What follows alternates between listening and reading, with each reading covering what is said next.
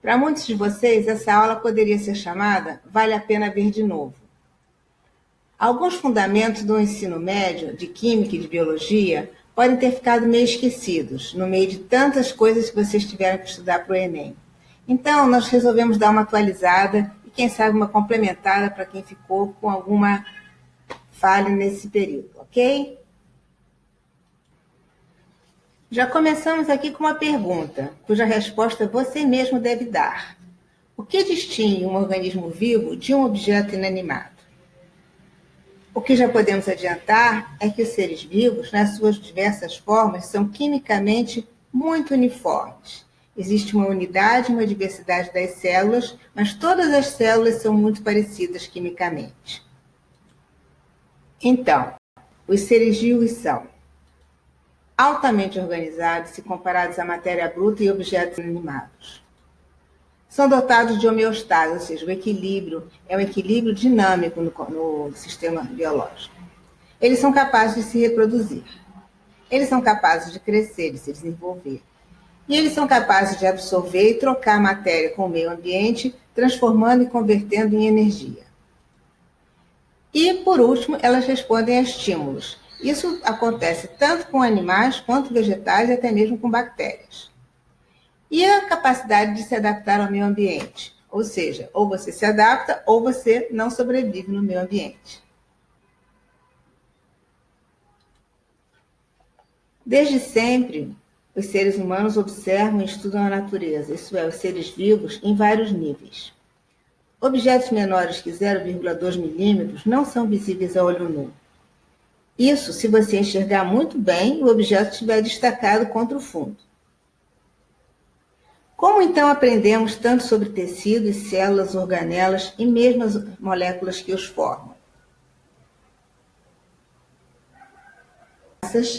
Agora cabe a você responder. Pois é, nós somos compostos principalmente de carbono, de nitrogênio, de oxigênio e de hidrogênio. As diferenças fundamentais desses elementos entre nós e a matéria bruta são as quantidades e como esses elementos se combinam nos seres vivos. Aqui no painel à sua esquerda, nós temos representados os átomos de carbono e de hidrogênio, com seus elétrons em torno do núcleo.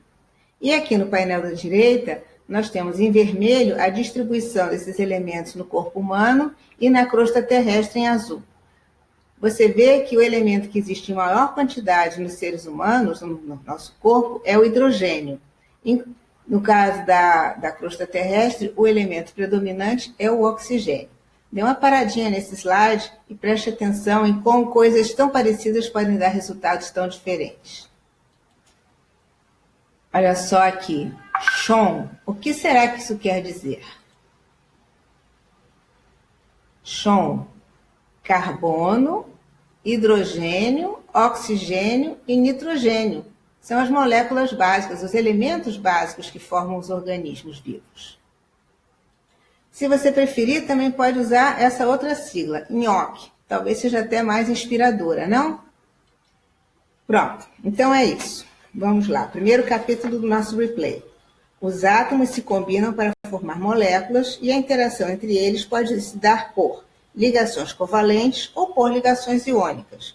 Isso é uma coisa que a gente aprende lá atrás no ensino fundamental e médio, né? Nós temos aqui do lado esquerdo um exemplo de ligação covalente e do lado direito um exemplo de ligação iônica. Ou seja, na ligação iônica, um dos átomos transfere um elétron para o seu átomo vizinho, para o seu átomo mais eletronegativo, o átomo dominante.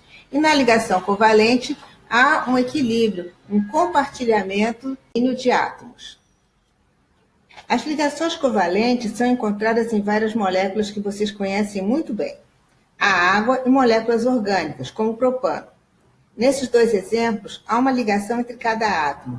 Qual a consequência disso para o comportamento da molécula? Procure responder antes de passar para o slide seguinte. Isso mesmo. Quando a ligação covalente entre dois átomos é simples, cada átomo pode girar em torno de seu eixo. Já se a ligação covalente for dupla, a molécula fica bem mais rígida, como está ilustrado aqui no exemplo B.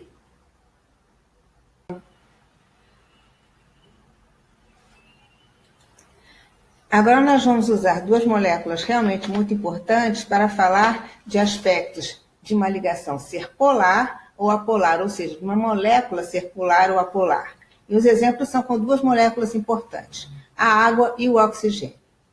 No caso da água, o oxigênio é bem mais eletronegativo do que o hidrogênio, ou seja, o oxigênio faz mais força, atrai mais os elétrons do hidrogênio do que o hidrogênio é capaz de atrair os elétrons do oxigênio. Já no caso da molécula de oxigênio, cada um dos átomos exerce uma força equilibrada, então não há uma diferença entre a distância do elétron para o átomo 1 para o átomo 2 do oxigênio. Essas são as características de moléculas apolares, ou seja, elas não têm um lado. Todas as forças do oxigênio molecular estão concentradas, estão igualmente distribuídas pela molécula. Isso é diferente no caso da água. A molécula de água é chamada de um dipolo. Você sabe por quê?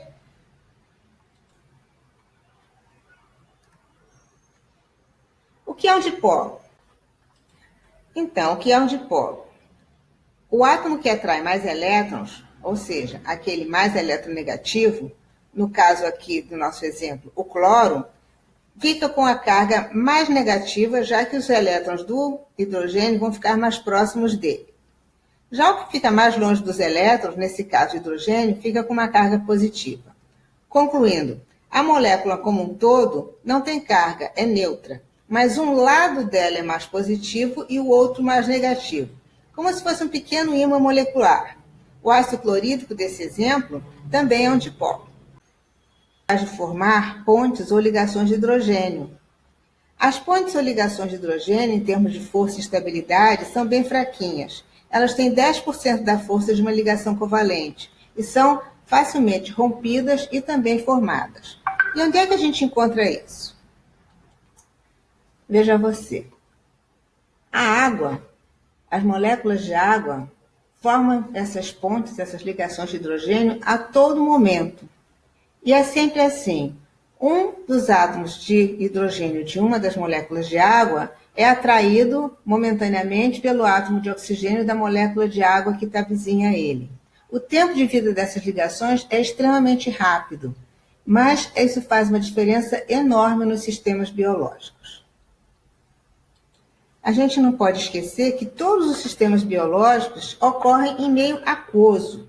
Todas as reações enzimáticas ocorrem na presença de água, e muitas das enzimas, como você deve ter aprendido, catalisam, isso é, aceleram reações de hidrólise, ou seja, quebra pela água. Aqui nós temos alguns exemplos de ligações do tipo de hidrogênio que se formam entre a água e radicais ou moléculas orgânicas. Aqui do lado esquerdo, do lado direito, desculpe, a gente vê aqui que mesmo entre as bases do DNA, a timina e a adenina, se formam ligações desse tipo. Também são encontradas ligações desse tipo entre peptídeos, entre aminoácidos e assim por diante. Então, essas ligações de hidrogênio ocorrem não apenas entre as moléculas de água, mas também entre a água e as moléculas nela dissolvidas. Que moléculas são essas? Todas as moléculas orgânicas que compõem as células e mais os muitos íons inorgânicos presentes. Agora a gente vai dar uma pausa nesse vídeo antes de passar para a segunda parte dele, ok?